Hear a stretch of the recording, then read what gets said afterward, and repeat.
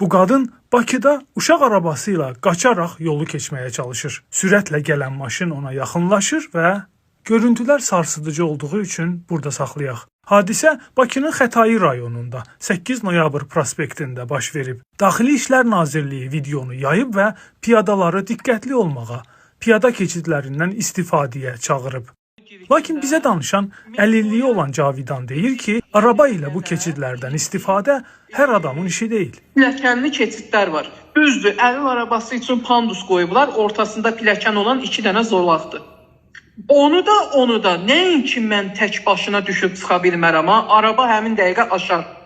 İnanın 3-4 nəfər insan lazımdır ki, o pandusla mənim arabamı tutsun, yavaş-yavaş düşürsün və ya çıxartsın. Daxili İşlər Nazirliyi piyada qəzaları ilə bağlı bir neçə başqa görüntülər də paylaşıb.